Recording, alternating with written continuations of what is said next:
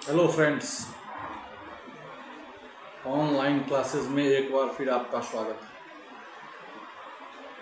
तो आइए आज हम आर्बिट्रेशन एंड कॉन्सिलेशन एक्ट 1996 की धारा 43 लिमिटेशंस,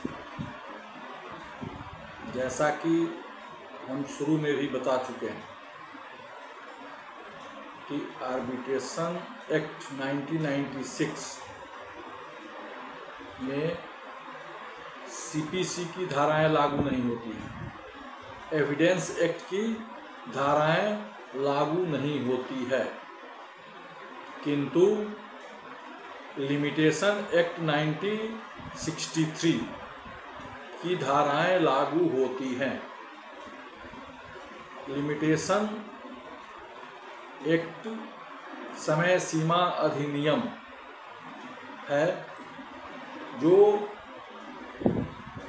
बाद हेतु उत्पन्न होने के बाद किसी भी व्यक्ति को एक समय सीमा के अंदर उस बाद हेतु के आलोक में कार्रवाई करने को इंगित करता है, कार्रवाई करने का निर्देश देता है। अन्यथा उस समय सीमा जो लिमिटेशन एक्ट 1963 के द्वारा निर्धारित की गई है, उससे परे हो जाने पर सामान्य रूप से उन विवादों को न्यायालय सुनने के लिए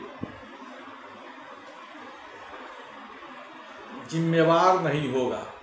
यदि वैसे मामले जो समय सीमा के बाद न्यायालय के समक्ष लाए जाते हैं पक्षकारों द्वारा, जिनकी अवधि समाप्त हो चुकी है, जिस अवधि के अंदर लिमिटेशन एक्ट के द्वारा निर्देश दिया गया है कि किस किस्म का वाद कब और कैसे कितने दिनों के अंदर लाया जाएगा, और वह उस समय सीमा के बाद लाया जाता है, तो न्यायालय प्रथम दृष्टया वैसे या ट्रिब्यूनल प्रथम दृष्टया वैसे मामले को सुनवाई हेतु ग्रहण करने से रोक सकती है, नहीं सुनवाई कर सकती।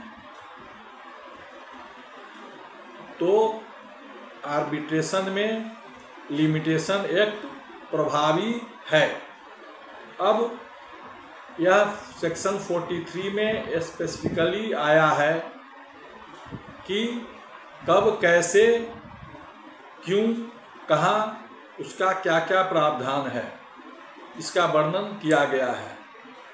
तो यदि मध्यस्थम करार में वैसा जो कोई भी निर्देश यदि है, कोई लिमिटेशन उसमें दिया गया है, तो उसका अनुपालन किया जाएगा।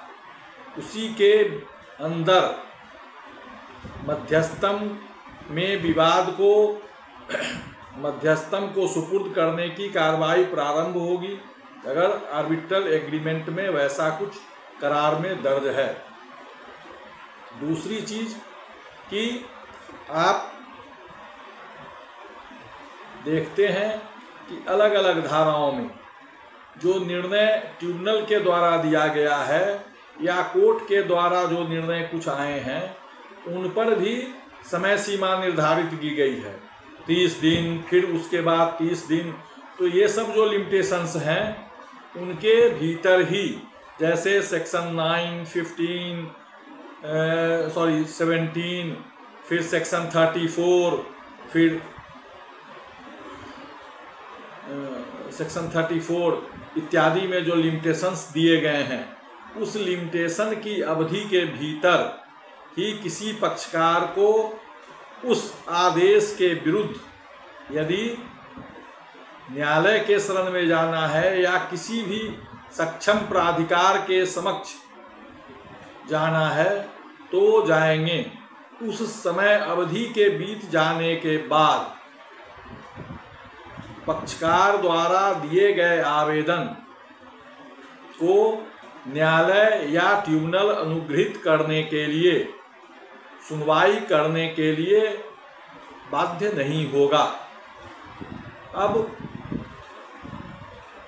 इसमें आगे यह कहा गया है, दिया गया है कि जहाँ कहीं भी जो लिमिटेशन का पीरियड दिया गया है, जो समय सीमा दी गई है, उससे परे जाकर कोई व्यक्ति कोई वाद लाता है तो उसको यह बताना होगा, यह दर्शाना होगा कि उसको समय अवधि के भीतर वाद क्यों नहीं लाया, उसने समय अवधि के भीतर वाद क्यों नहीं लाया। जब उसको वाद हेतु कॉज ऑफ एक्शन प्राप्त हुआ था, उत्पन्न हुआ था, तो उसने उस अवधि के कॉज ऑफ एक्शन उत्पन्न होने के बाद की जो अवधि निर्धारित की गई है वाद लाने के लिए, उसमें वाद क्यों नहीं लाया, उसका यथोचित कारण, रीजनेबल रीजंस, कॉज असाइन करना होगा। और यदि न्यायालय या ट्रिब्यूनल जिसके समक्ष यह वाद लाया जा रहा है वो उन कारणों से जो पक्षकार द्वारा समयावधि बीत जाने के बाद लाया जाता है, वैसे बाद में उन कारणों को यथोचित ढंग से सुनने के बाद यदि न्यायालय या ट्रिब्यूनल उन कारणों को विश्वसनीय, यथोचित मानता है, तो फिर उसको यह अधिकार होगा कि वो समयावधि का विस्तार करते हुए जो लिमिटेशंस दिया गया है उसको सस्पेंड करते हुए, हटाते हुए और पक्षकार द्वारा लाए गए वाद को उसकी वस्तु स्थिति को देखते हुए स्वीकार करे और उस पर सुनवाई करे। तो यह लिमिटेशन एक्ट जो है यह पूर्ण रूप से मध्यस्थम में भी प्रभावी है और कोई भी ऐसा एक्ट नहीं है भारत में जो लिमिटेशन से परे हो। लिमिटेशन का प्रभाव हर एक एक्ट के साथ जुड़ा हुआ है। तो इस प्रकार लिमिटेशन जो है वो आर्बिट्रेशन में लागू होता है। यह हम लोग जानकारी प्राप्त कर लिए। कैसे विद इन लिमिटेशन पीरियड लाया जाएगा, अगर नहीं कोई आवेदन या वाद या कोई भी चीज़ लिमिटेशन से बियॉन्ड जाकर ला रहे हैं तो उसके लिए प्रॉपर कॉज असाइन करना होगा कि उस अवधि में आप क्यों नहीं उक्त वाद को लाए, उसके खिलाफ कोई कार्रवाई क्यों नहीं किए, कौन वो ऐसी परिस्थिति थी जिस कारण आप रोक दिए गए थे और आप वाद नहीं ला सके, उसका पूर्ण रूपेण वर्णन, एक्सप्लेनेशन देना होता है और तब संतुष्ट होकर न्यायालय कर सकता है। तो आज के लिए इतना ही। फिर हम नेक्स्ट क्लास में आते हैं जब हम बताएंगे। ये तो डोमेस्टिक आर्बिट्रेशन से संबंधित सारी प्रक्रिया को मैंने आपको बता दिया। अब हम आगे बताएंगे फॉरेन आर्बिट्रेशन के तहत जो अवार्ड आते हैं, जेनेवा कन्वेंशन और न्यूयॉर्क कन्वेंशन। न्यूयॉर्क अभी समय पंचाट क्या होता है और जेनेवा पंचाट क्या होता है, इसके विषय में आगे हम चर्चा करेंगे। सेक्शन 44 न्यूयॉर्क कन्वेंशन के संदर्भ में है। तो इसमें प्राइमरी जानकारी हम दे दें कि आर्बिट्रेशन एक्ट 1996 के सेक्शन 2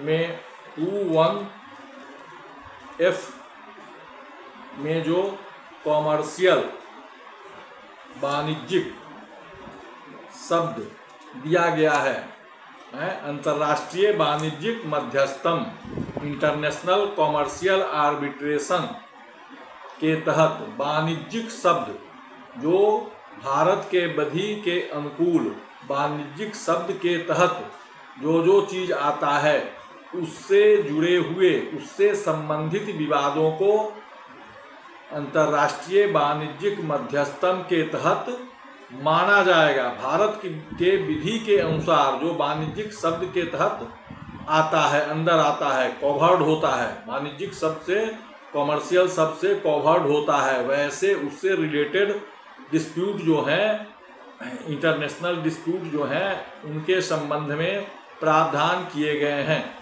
कि साहब वो कब, कैसे, कहाँ से होकर कैसे आएगा और उसका इन्फोर्समेंट भारत में कैसे होगा।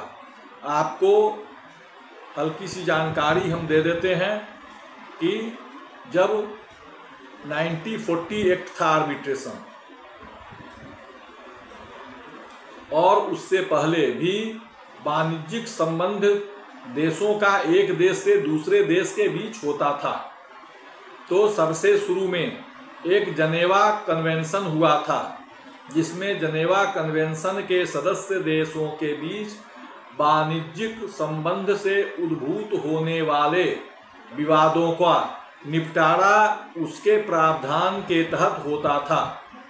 क्योंकि वाणिज्यिक के लिए, जैसा कि आपको बताया जा चुका है कि उसमें जो पक्षकार होंगे, कम से कम एक पक्षकार का विदेशी नागरिक होना अनिवार्य है।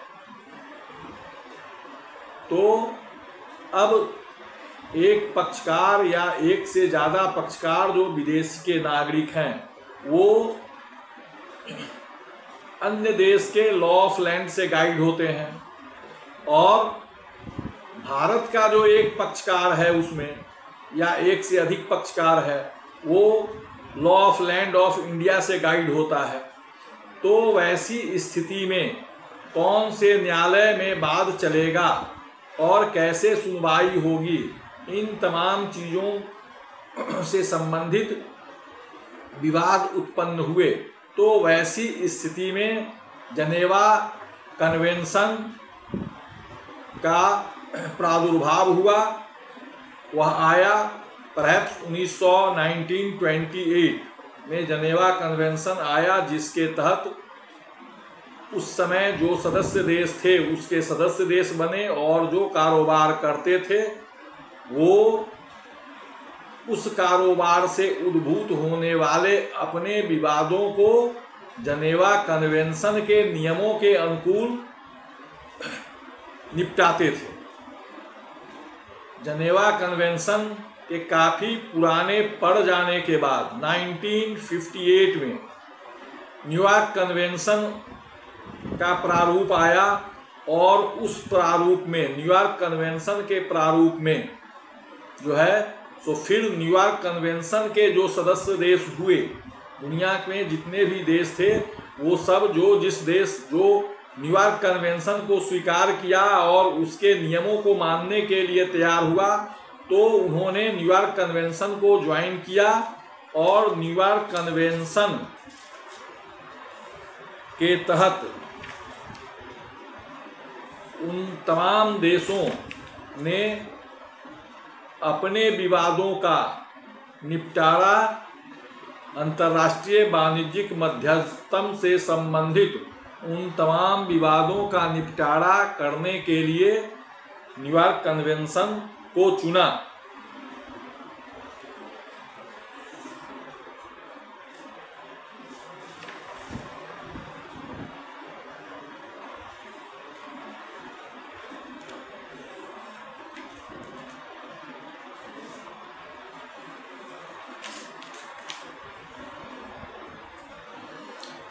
इसमें फॉरेन अवार्ड जो है उसका इन्फोर्समेंट कैसे होगा, आप देखेंगे, हम देखेंगे कि एक इस कन्वेंशन के तहत जो है recognition and enforcement act, foreign award recognition and enforcement act 1961,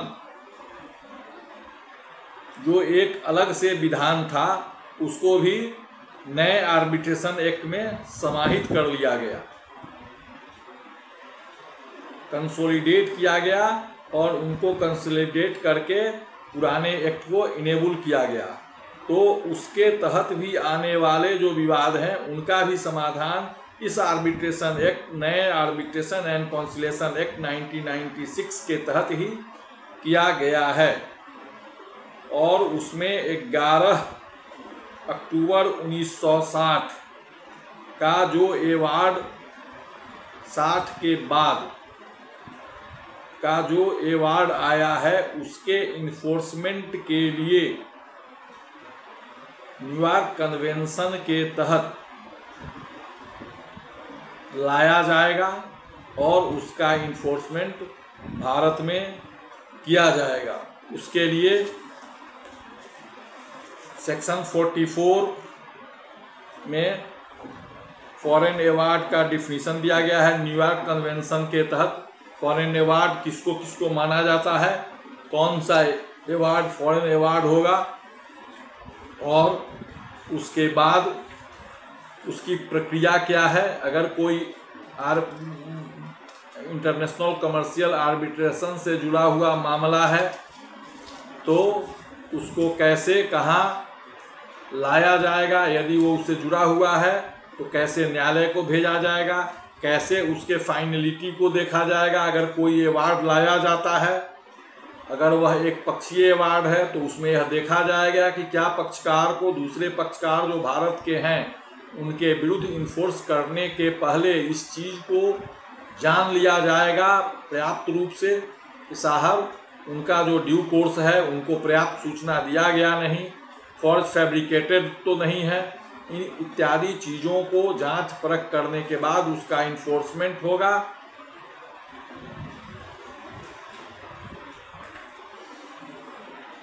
और यह सेक्शन